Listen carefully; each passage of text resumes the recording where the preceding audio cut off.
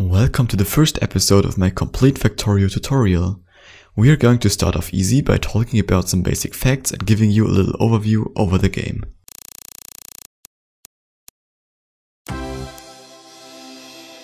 Before I start with the real video, I want to give you some information about this series.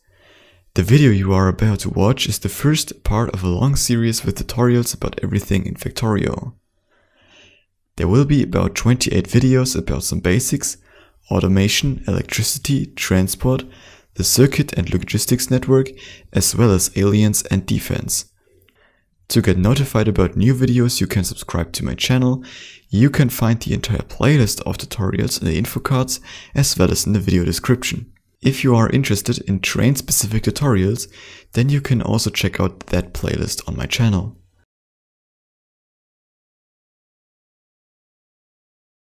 First, let's start off with the fact that nothing about the game is currently final, as Factorio is still in early access. But from my experience, Factorio isn't just another early access indie title that's just made to pull money out of your pocket.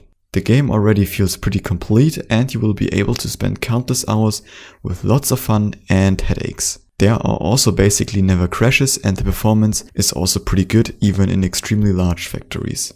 Being a game that is in the early access stage, there are cool updates with big ones coming every couple months. The developers even have a weekly blog releasing every Friday called FFF or Factorio Friday Facts. There is also a great community around the game, which you can join on the official Factorio forum, the subreddit and Discord server. All of them are linked in the video's description. There you can discuss everything around the game, find new friends and even make suggestions that might make it into the game. To top everything off, I have to tell you about a pretty impressive achievement.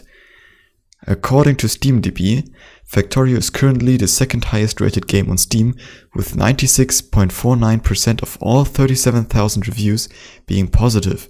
That places Factorio just behind Portal 2, but ahead of Witcher 3 and even Counter-Strike. But enough with these little facts, let's dive in a little deeper by talking about the different game modes. First off, there's a free demo, so if you don't want to spend the $30 outright, you can try out the game for free.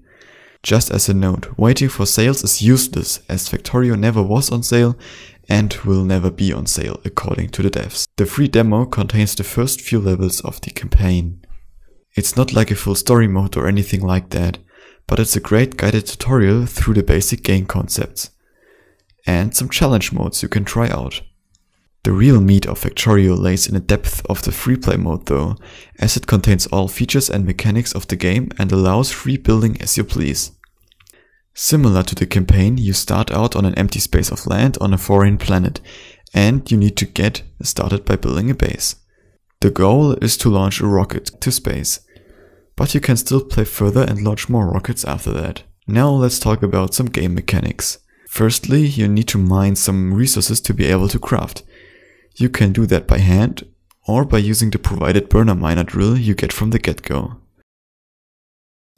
There are 5 resources you will need at the beginning: iron, copper, stone, coal and wood, which you get from chopping down trees. You will also need oil and uranium later on. You also have to begin to craft some stuff. The crafting system is quite simple, as you don't have to remember any recipes like in Minecraft. You just have to open your inventory and you are presented with a list of things you can craft, which you only need to click on. When you are done doing some crafting and mining and you automated your iron and copper mining and smelting, you are ready for some real progression. This can be achieved by research. All you will need to research new technologies is building at least one research lab and powering it with electric energy from some steam engines. Now you can choose from the list of available researches what you want to research. Now you can also see which science packs the particular research requires. You just have to craft these science packs and then you need to put them into your labs to start the research. The more stuff you research, the more things to research you will unlock. There's also infinite research, which requires space science packs that only can be obtained by launching rockets to space.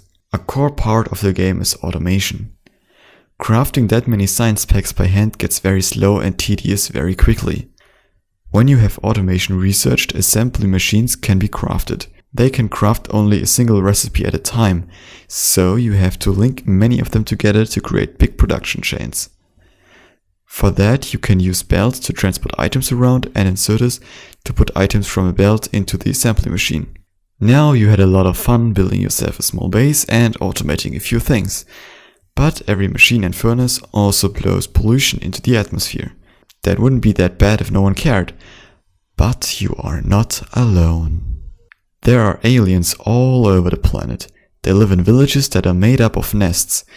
There are biters and spitters that spawn from these nests, as well as worms that are stationary in the villages and shoot at you. Aliens get triggered when the pollution you emit reaches their village. They also evolve and get stronger based on time and the amount of your pollution. That's already it with this first overview episode. I hope that I could give you an idea of what Factorio is all about. Please rate this video and subscribe if you don't want to miss any future videos of mine. Also check out the playlist to find new tutorials. See you all next time. I wish you have a great time.